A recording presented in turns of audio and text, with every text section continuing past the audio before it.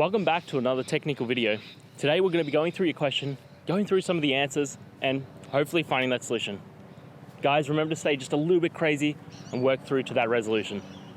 Now, let's get started.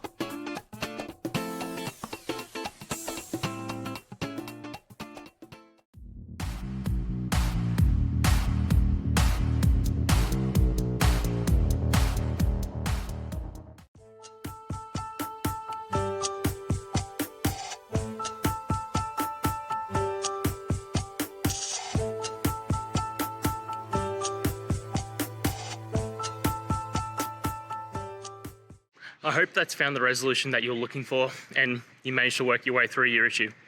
Please, if it did help, hit subscribe. I'd really appreciate it. And until the next technical time you need help, have a good one.